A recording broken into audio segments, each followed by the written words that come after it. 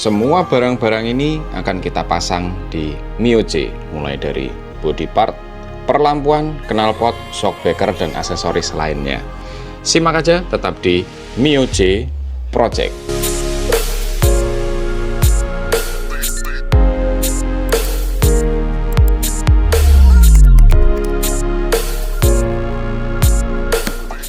Supaya cepat, sekalian kita rangkum aja. Jadi di episode pertama kali ini kita mau cerita sedikit soal si Mio J yang ada di belakang saya ini dan alasan kenapa kita membangun itu. Tetapi supaya menyingkat waktu, kita double juga supaya nanti pada saat proses bongkar-bongkar bisa mempercepat. Saya mau ganti bodinya. Cuman ini untuk gambaran teman-teman semua yang kaum mendang-mending ya, yang kepengen apa ya istilahnya, kepengen membangun on a budget, terus beli body part satu set yang harganya 300 ribuan nih, kayak begini. Jadi kalau saya bilang sih emang kurang worth it.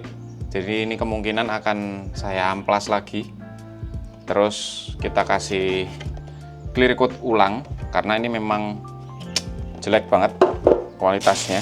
Tapi karena bodinya si Mio J ini juga sudah pecah-pecah, jadi ya mau nggak mau kita ganti juga gitu. Ini nanti kita mau amplas. Terus untuk gambaran teman-teman itu kualitas jeleknya kemarin sih udah saya unboxing ya, saya udah lihat itu memang kacau sekali. Tapi nanti in a snap aja, ini nanti akan saya amplas, terus saya clear coat dan saya tempeli dengan stiker.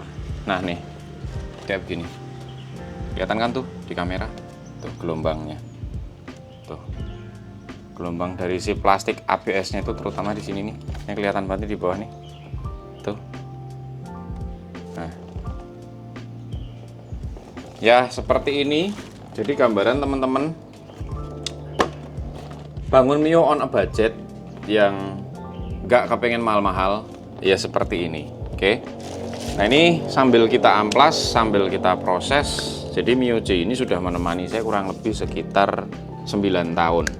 Mulai dari dulu itu saya ojol pernah, terus saya pernah jadi marketing BPR pernah, jadi sales mobil pernah, jadi sales perumahan, terus ya macam-macam lah. Ini sudah melalui banyak cerita, mulai dari saya dulu ngekos, nggak punya duit, sampai akhirnya bisa seperti sekarang ini. Jadi untuk kaum mendang-mending yang tanya, Bang mending beli aja Bang, jadi udah 6 juta dapat ini dan lain sebagainya. Ya itu pilihan masing-masing. Tapi karena barang ini punya cerita, maka ini udah nggak ada nilainya buat saya. Jadi mau ini habis berapa juta pun ya tetap dia yang bakalan saya urusin, dan saya nggak mau beli motor baru gitu. Jadi saya adalah orang yang cukup punya apa ya, value lah. Dan semua barang itu saya ukur juga dengan value. Nah, dia ini nilainya sudah tidak terukur, jadi nanti akan kita bangun. Kalau seumpama nanti bodinya ini gagal, kita juga akan beliin lagi yang ori. Tapi rencananya dia akan dibikin jadi full hitam. Oke? Nah, ini sudah hampir selesai nih proses pengamplasan sama ngecat.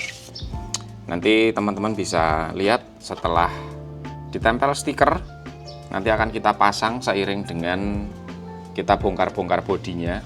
Waktu kita pasang shock, waktu kita pasang lampu, waktu kita pasang kelistrikan dan lain sebagainya. Makanya proses ini bisa sangat mempercepat kalau bodinya sudah diurusi dulu plastik-plastiknya ini.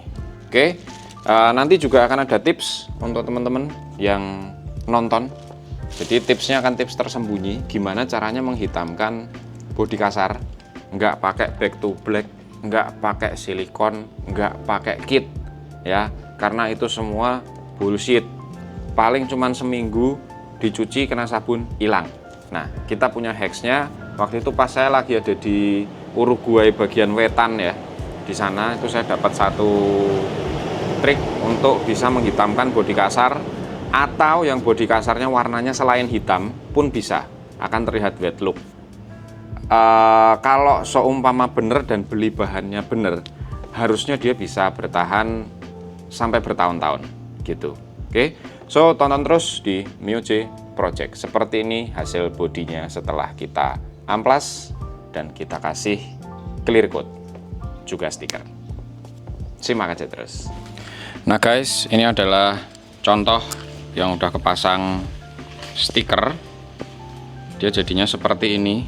Saya memang tidak terlalu jago pasang-pasang stiker, jadi mungkin ada yang sedikit menceng sama ada yang ngegelembung. Ngegelembung itu sebetulnya ada efek karena nggak rata, di dalamnya ada udara, atau karena memang ini catnya kan seharusnya sih setelah layer kedua itu diamplas lagi pakai amplas 2000, baru nanti kita tembak clear. Cuman karena material bodinya saya juga kurang bahagia melihatnya, jadi ya udah seadanya aja. Habis ini langsung kita clear, kita pasang stiker dulu, baru kita clear semua. Nah ini contohnya begini.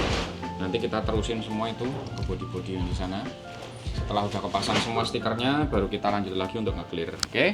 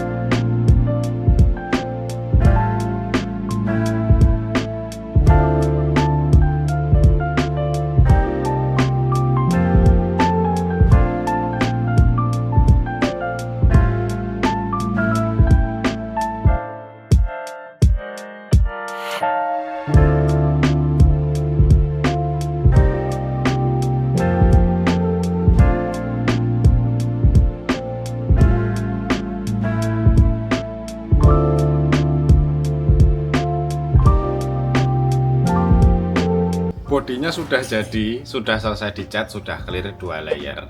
Oke, tapi tidak mau saya perlihatkan di episode 1 ini karena kita akan langsung lanjut ke episode 2 supaya harapannya ada yang penasaran. Oke. Jadi kita langsung lanjut ke episode 2. Episode 2 nanti kita akan bahas soal shock breaker. Oke. Bye bye.